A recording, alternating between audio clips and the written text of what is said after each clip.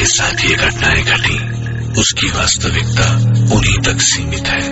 भूत प्रेतों और अपसामान्य विषयों के होने पर चैनल कोई दावा नहीं करता और न ही प्रोत्साहन करता है, बस एक दावा करता है और वो है डर। नमस्कार दोस्तों, स्वागत है आपका हम सबके YouTube चैनल साइबर इविल में। दोस्तों, इस चैनल पर हम आपके लिए लाते रहते हैं बड़े बुजुर्गों से सुनी और सब्सक्राइबर्स की भेजी दिल दहला देने वाली रहस्यमय भूतिया कहानियां। तो चलिए सुनते हैं आज की कहानी को। पिताजी तो कह रहे थे कि कल सुबह चले जाना, पर खमेसर मानने वाला कहाँ था। वह बार बार अपने माता पिता को समझा रहा था कि गांव आए 10 दिन हो गए हैं, कॉलेज का हर्जा हो रहा है, 1 हफ्ते की छुट्टी थी और मैं 10 दिन रुक गया।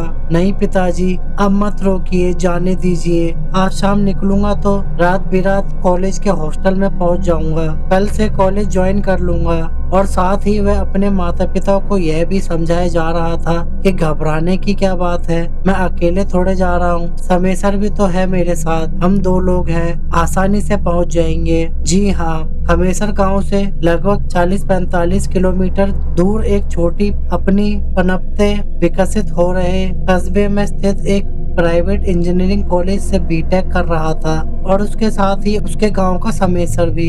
दरअसल समेसर के चाचा इसी कस्बे में जल निगम में जेई का काम करते थे। उन्होंने ही खमेसर और समेसर का नाम यहाँ लिखवा दिया था। दरअसल इस कॉलेज के संरक्षक से समेसर के चाचा की खूब बनती थी। खमेसर और समेसर को हॉस्टल भी आसानी से मिल गया था, जिसके लिए उन दोनों ने बहुत कम पे करना पड़ा था।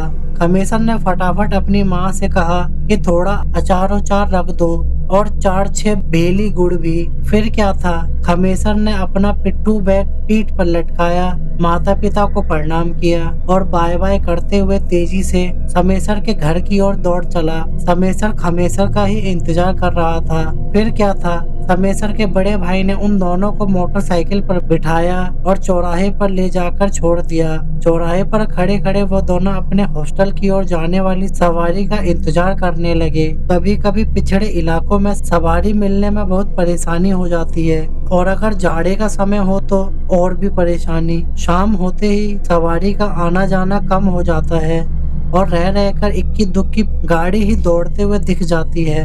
लगभग 2 घंटे के इंतजार के बाद उन्होंने एक 6 सीटर मिला, पर उसने भी कहा कि वह उस कस्बे के बाहर तक जा रहा है, अगर चलना है तो चलो, वहां तक छोड़ दूंगा, पर तुम लोगों को हॉस्टल तक नहीं छोड़ पाऊंगा। कुछ सोचकर समेसर बोला कि यार खमेसर, घर लौट चलते हैं और कल सुबह हॉस्टल के लिए निकल चलेंगे। पर खमेसर कहाँ सुनने वाला था। उसने कहा कि यार वैसे ही बहुत रह लिए गाँव में, कॉलेज बहुत आकाश हो गया है, आज जाना ही है, चलो इसी ही 6 सीटर से चलते हैं और कस्बे से कोई रिक्शा आदि लेकर और नहीं तो पैदल ही हॉस्टल चले जाएंगे। कस्बे से पैदल हॉस्टल जाने में 40-45 मिनट ही तो लगते हैं। इसके बाद खमेसर ने समेसर को खींचकर उस 6 सीटर में बैठा लिया। समेसर कुछ बोल नहीं सका और चुपचाप बैठ गया। कस्बे में पहुंचकर 6 सीटर से उतरने के बाद खमेसर और समेसर ने वहीं एक दुकान में चाय पी और उसके बाद रिक्शे का इंतजार न करते हुए अपने हॉस्टल की ओर पैदल बढ़ने लगे। रात के करीब 9 बजने को थे और ठंड के मारे शरीर में कपकपी फैल रही थी। अच्छी बात तो यह थी, इन दोनों दोस्तों के पास बहुत अधिक सामान नहीं था। जो कुछ भी था उसे ये दोनों अपने अपने पिट्ठू बैग में रखकर पीठ पर लटका लिए थे। खमेसर सीटी बजाकर ठंड को काबू में करने की कोशिश कर रहा था और समेसर अपने दोनों हाथों को पैंट की जेब में घुसेड़कर तेजी से रास्ते पर बढ़ता जा रहा था। रात के 9 बजे कोई बहुत समय नहीं होता और फिर भी लगभग 10 बजे तक ये दोनों हॉस्टल तक पहुँच ही जाने चाहिए, तो घबराने की कोई बात नहीं थी। तो ऐसा नहीं है, दरअसल यह अभी डेवलप हो रहा इलाका था, इसलिए बहुत ही सुनसान था। दरअसल दूर दूर तक कोई दिखाई नहीं दे रहा था और रात की साइंसें भी अपनी ठिठुरन भरी आवाज से उस रात को और भयानक बना रही थी। हॉस्टल तक जाने के लिए जो कच्चा रास्ता था वह उतना बेकार नहीं था, ठीक ठाक था। इस कच्चे रास्ते से लगभग 1-2 बीघे पर घने घने बाग बगीचे थे। खैर दोनों दोस्त सीटी बजाते गाना गाते टिमटिमाते तेजी से बढ़े जा रहे थे। हाँ, काफी दूर टिमटिमाती लाइट इनकी राह को आसान बना जाती। लगभग 20-25 मिनट चलने के बाद खमेसर अचानक रुक गया। खमेसर को रुकता देख समेसर बोला, अबे रुक क्यों गया? चल जल्दी चल, ठंड भी लग रही है और थोड़ा डर भी। खमेसर धीरे से उसके पास पहुंचा और आगे रास्ते की ओर इशारा किया। दरअसल कुछ ही दूरी पर उन्हें एक व्यक्ति नजर आ रहा था, पर उस अंधेरी ठंडी रात में थोड़ा स्पष्ट दिखाई नहीं दे रहा था। पहले तो खमेसर को लगा कोई चोर ना हो, नहीं तो हमारे पास जो कुछ है लूट लेगा। फिर वह पछताने लगा कि काश कल सुबह ही आते, पर अब करे तो क्या करे। यह व्यक्ति भी वहाँ रास्ते से हिलता डुलता नहीं दिख रहा था। ऐसा लग रहा था कि वह खड़ा होकर किसी का इंतजार कर रहा हो। खैर, खमेसर ने हिम्मत जुटाई और समेसर की बाह पकड़कर आगे बढ़ने को कहा। फिर क्या था, दोनों दोस्त आगे बढ़ने लगे। वे लोग उस रास्ते पर आगे बढ़ रहे थे। सामने का व्यक्ति थोड़ा क्लियर दिखाई देना शुरू हो गया था। वे लोग ज्यों ही उस व्यक्ति के पास पहुँचे, हक्के बक्के हो गए, क्योंकि वे एक खूबसूरत लड़की थी जो इनकी ओर देखकर बस मुस्कुराए जा रही थी। ये लोग उस लड़की को क्रॉस करते हुए आगे बढ़ना चाहे, तभी वह बोल पड़ी, रुको, हॉस्टल जा रहे हो ना? मुझे भी उधर जाना है। दोनों दोस्त कुछ बोल नहीं पाए पर रुक गए। उनके रुकते ही वह लड़की दौड़कर उनके पास पहुंची और आगे आगे बढ़ने लगी। जी हाँ, इन दोनों दोस्तों से लगभग 2 कदम आगे ही अचानक समेसर की चीख निकल गई और खमेसर भी हक्का बक्का हो गया। दरअसल वह लड़की चलते चलते अपना सिर पीछे की ओर पूरी तरह मोड़ दे रही थी और साथ ही उसके पैर भी कभी कभी पूरी तरह से पीछे की ओर मुड़ जाते थे। अरे ये क्या, इस लड़की के 2 सिर कैसे हो सकता है? एक आगे की ओर और एक पीछे की ओर। इतना ही नहीं, उस लड़की की मुस्कान के साथ ही प्रकाश सा निकल जाता, जिसमें ये दोनों दोस्त और पूरा रास्ता नहा जाता। अब दोनों को कुछ सूझ नहीं रहा था कि क्या करे, कहाँ जाए, क्या पीछे की ओर भाग जाए। पर ऐसा करने पर उसने पीछा कर लिया तो इसके तो 2 मुंह हैं, आगे भी देख सकती है और पीछे भी। क्या करे?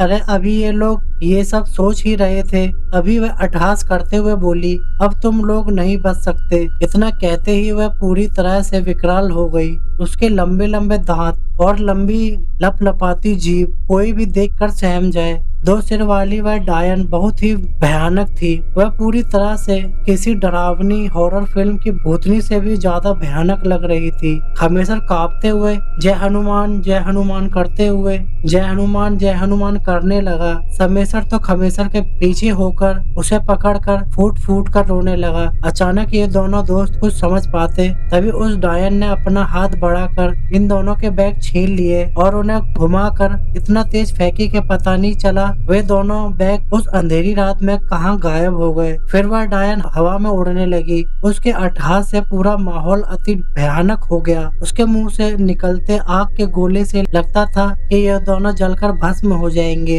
अब तो दोनों पूरी तरह से बेहोशी की हालत में आ गए और वहीं बैठ गए। उन्हें कुछ भी सूझ नहीं रहा था। दोनों ने एक दूसरे को पकड़कर अपनी आंखें बंद कर ली और लगे हनुमान चालीसा गुनगुनाने। अचानक उन्हें एक और आवाज सुनाई दी जो उन्हें डरो नहीं कह रही थी। उन दोनों ने जब आंखें खोली तो क्या देखते हैं कि एक अति खूबसूरत लड़की खड़ी है जो उन्हें हाथ के इशारे से शांत होने और उठने का इशारा कर रही है। अभी ये दोनों कुछ समझ पाते, तब तक वह पहली वाली डायन वहाँ से अट्टहास करते हुए बोली, आज तो तूने बचा लिया इन दोनों को, पर कब तक लोगों को बचाती रहोगी? मैं तुमसे बहुत जल्द निपटूंगी, तुम्हारा नामो निशान मिटा दूंगी। अभी वह चुड़ैल कुछ बोले, इससे पहले ही वह दूसरी लड़की कुछ बुदबुदाई। एक तेज फूंक उस डायन की ओर मारी। अरे ये क्या, बचाओ बचाओ की आवाज करते हुए वह चुड़ैल पूरी तरह से पता नहीं कहाँ गायब हो गई।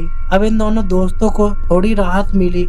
उस लड़की ने फिर कहा, डरो नहीं, मैं माँ काली की भक्त हूँ, यहीं पास के कस्बे में रहती हूँ, चलो तुम लोगों को तुम्हारे हॉस्टल छोड़ आती हूँ। इसके बाद दोनों दोस्त तेजी से हॉस्टल की ओर बढ़ने लगे और उनके पीछे पीछे कुछ दूरी पर वह लड़की भी उनके पीछे पीछे चलने लगी। हॉस्टल के पास पहुँचने पर उस लड़की ने कहा कि अब तुम लोग चले जाओ, मैं वापस अपने घर जा रही हूँ। दोनों दोस्त उसका आभार मानने लगे। मानते हुए अपने हॉस्टल के गेट गेट पर पहुंच गए। हॉस्टल के गेट पर दो वॉचमैन आग जलाए बैठे हुए थे। इन दोनों को देखते हुए एक वॉचमैन ने गेट खोला और पूछा, इतनी रात को तुम लोग कहाँ से आ रहे हो? फिर इन दोनों दोस्तों ने वही वॉचमैन द्वारा दी हुई बोतल से दो दो घूंट पानी पिए और आग सेकते सेकते पूरी घटना बता दी। उनकी पूरी बात सुनते ही एक वॉचमैन बोल पड़ा, अच्छा हुआ कि गुड़िया आ गई, नहीं तो तुम लोगों का क्या हाल होता, तुम लोग समझ भी नहीं पाते। तुम लोगों का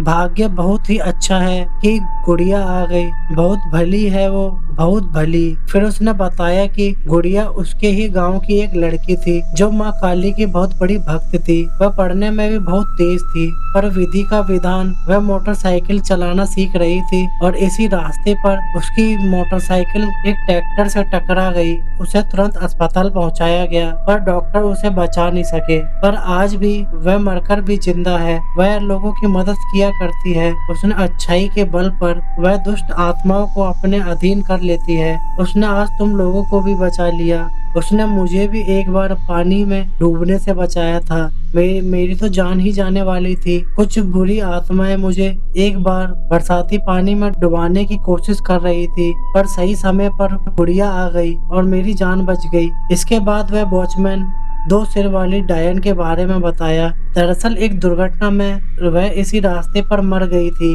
उसका सिर दो भागों में फटकर बट गया था। तब से वह कभी कभी रात में इसी रास्ते पर घूमते हुए दिख जाती है और कुछ लोगों को बहुत परेशान भी कर देती है।